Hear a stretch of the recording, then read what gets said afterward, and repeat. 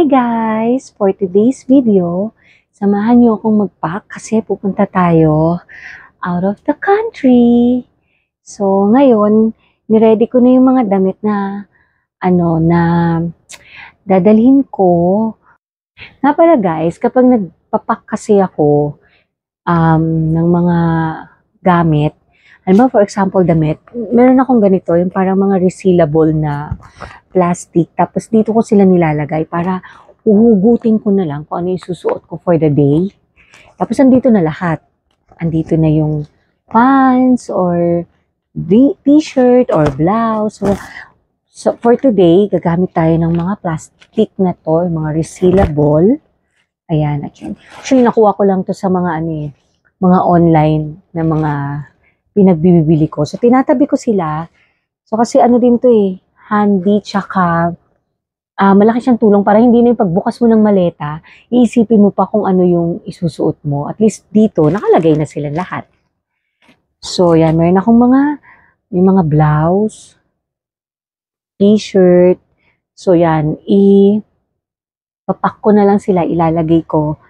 Tapos, lalagay ko na sa plastic. For example, itong t-shirt na to, t-shirt to Tsaka itong pants na to yung magkasama. So, lalagay ko lang siyang ganito. And then, ilalagay na natin dito. Yan. So, yung pupuntahan pala nating country, since out of the country nga to, nabanggit ko kanina. So, yung pupuntahan natin is, medyo mainit pa siya ngayon. Medyo mainit pa siya sa umaga. Naglalaro pa sa mga 30, 25 to 30 degrees. Tapos pagdating ng hapon or gabi, nasa mga na siya. Meron ng mga 17 degrees, 20 degrees, ganyan. So medyo malamig na rin siya pagdating ng hapon or gabi. Kaya ang plan ko is, pants and t-shirt lang sa umaga. And then, after nun, meron lang akong dalading jacket, para kapag malamig talaga siya, ito yung jacket ko. Para kapag malamig na talaga siya, susot ko na lang yung jacket. So, ito siya. Yan, hindi ko siya mabuksan. So, ito siya. Ito lang yung dala kong jacket. Kasi meron din akong mga meron pa ako yung mga ganitong type. Yan yung parang mga so yan, minsan ito yung suot ko. So, kaya isang jacket lang dinala ko. Kasi 5 days lang naman kami doon. So, ayan. Nalagay ko na yung isang pair. So, next naman, pag sa mga ganitong maliliit naman na plastic, nilalagay ko dito yung mga underwear. So, ayan, maglalagay lang ako. Ilagay na natin. So, ayan. So, yung pupuntahan din pala namin is, I think pa-autumn na sila. Pa-autumn na siya. Pa-autumn na yung bansang yun. So, sana may kaming magandang sana hindi masyadong umulan para makapasyal kami mabuti. So, ayan. Ilalagay na natin dito.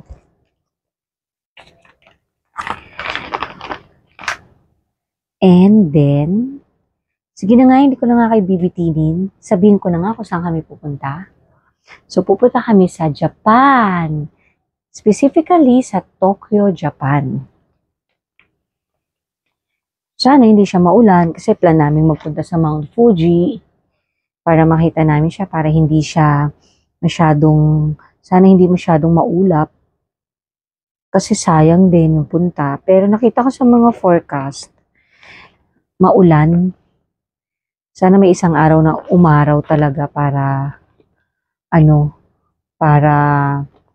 makita namin siya. So, ayan. Nakalagay na rin yung mga underwears, plastic na to. So, para hindi siya maging sabog-sabog sa maleta. So, diba, naka-plastic na siya. And then, moving on. So, sa mga susunod naman na yung damit. So, ito naman ilalagay ko. Mayroon akong dalang skirt. And then, ang partner niya ay ito. Parang sando to eh. Ayun o. Sando. Na meron akong ganito. Parang cardigan. Pero, medyo makapal to. So, maganda rin to sa, pwede na rin to sa hapon or gabi pag malamig. So, yan. Tiklupin lang. Tiklupin lang natin to. Ay, ikwento ko na rin pala sa inyo habang nagtitiklop-tiklop ako kung paano kami kumuha ng visa. So, hindi ako nakagawa ng video eh. Hindi ko na-videohan. Siguro sa sobrang excited. So, ang ginawa namin, kami ng kapatid ko, kumuha kami ng Japan visa. Wala lang.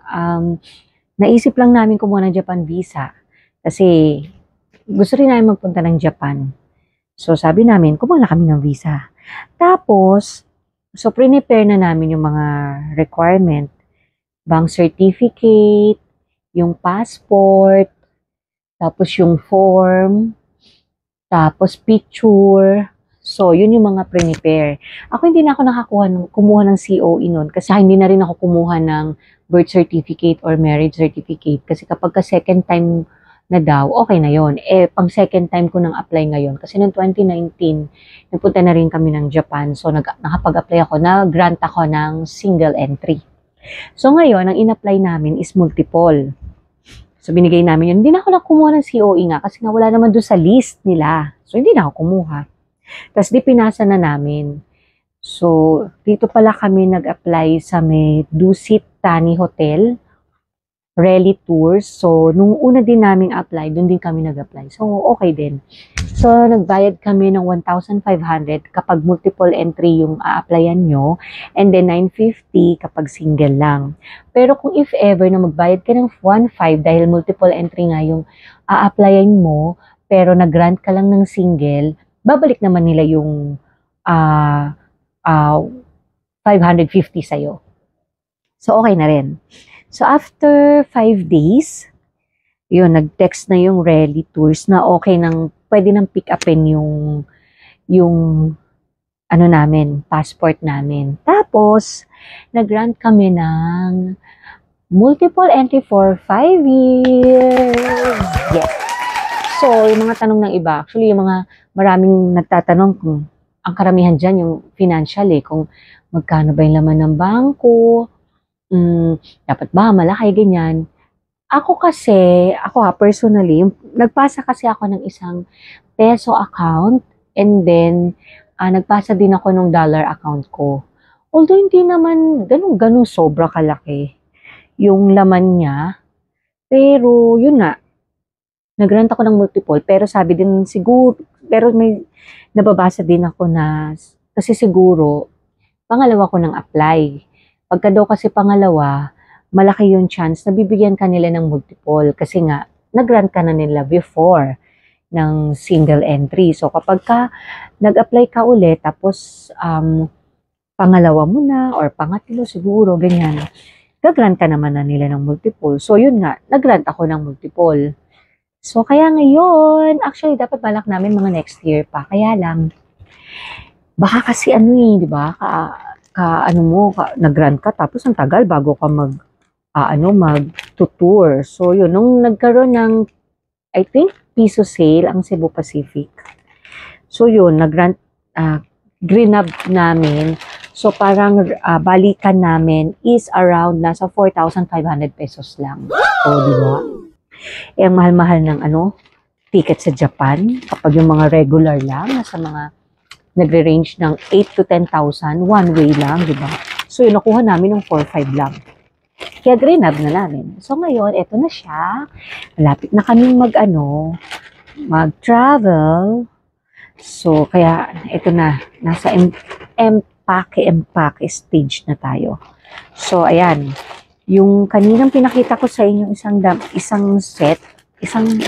terno. Ayan. So, nilagay ko na dito. So, dito na siya para kukunin ko na lang to. Pero pinagpa-plancha ko na pala lahat to. Plancha ko na yung mga damit para hindi na masyadong lukot-lukot. So, ayan. So, meron na rin tayo ulit na isa. So, ganun lang. Tapos yung mga ano ko naman, mga toiletries, skincare, dito ko naman sila ilalagay. Tsaka dito, ito yung mga toiletries and skincare. Tapos dito siguro yung mga makeup ko. Tapos dito ko ilalagay yung mga shoes, slipper na gagamitin natin doon.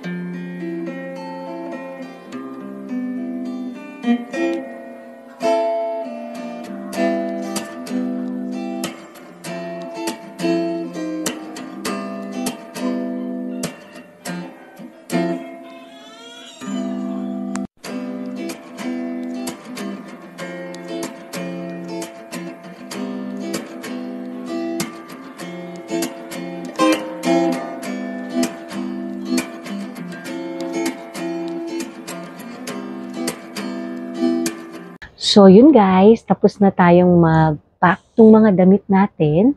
Yun lang, end ko na ang vlog ko for today. See you sa next vlog. Bye-bye!